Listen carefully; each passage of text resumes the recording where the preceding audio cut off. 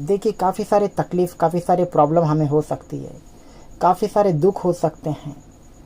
पाप का दुख हो सकता है, और कहीं नौकरी का दुख हो सकता है, घर में परिवार का दुख हो सकता है, घर में हर एक परेशानी का दुख हो सकता है, घर में परिवार में भाई बेटे या हस्बैंड एंड वाइफ, काफ़ी सारी बातों में हमें दुख हो सकता है। लेकिन हम अपने बल से उसे पूरा नहीं कर सकते, हम अपने बल से उस पर जयवंत नहीं हो सकते। हमें परमेश्वर की सहायता की ज़रूरत है।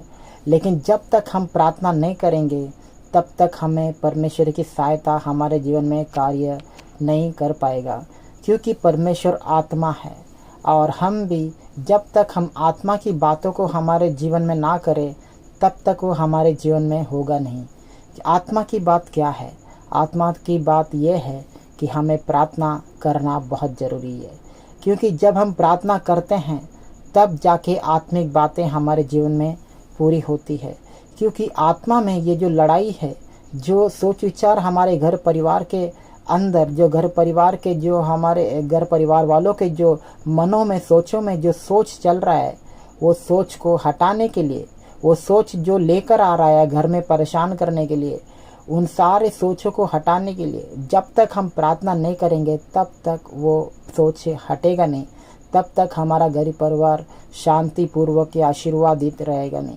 तो हमें प्रार्थना करना बहुत ज़रूरी है। हम अपने बल से हम उन बातों को जीत नहीं सकते, क्योंकि ये बातें सब कुछ आत्मिक है। यदि हम परमेश्वर की बातों को, परमेश्वर की सामर्थ्य को, यदि हमारे घर परिवार में, हमारे आर्थिक समस्या में, हमारे पाप की समस्या में, जब तक हम परमेश्वर की सामर्थ्य को हम क्या बोलते हैं उसको लागू नहीं करेंगे, तब तक हमारे जीवन में वो बदलाव नहीं आएगा। तो हमें क्या करना है? हमें प्रार्थना करना बहुत ज़रूरी है। हर एक विषय के लिए, जो भी विषय में हम बलहीन है, जो भी विषय में हम लड़ रहे हैं, उन सारी बातों के लिए हमें प्रार्थना करना ज़रूरी है। लेकिन जब हम प्रार्थना करते हैं, जब हम विश्वास से प्रार्थना करते हैं, आत्मिक क्षेत्र की सारी ताकतें हमारे लिए कार्यशील हो जाती है। जैसे ही हम प्रार्थना करते हैं, सारे स्वर्गदूत हमारे लिए कार्यशील हो जाती है।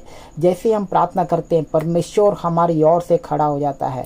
जैसे हम प्रार्थना करते हैं, परमेश्वर की सामर्थ हमारे घर परिवार में कार्यशील हो जाता है, क्योंकि परमेश्वर की सामर्थ से सब कुछ बदल जाता है, और परमेश्वर की सामर्थ को हमारे जीवन में होता हुआ हम देखते हैं।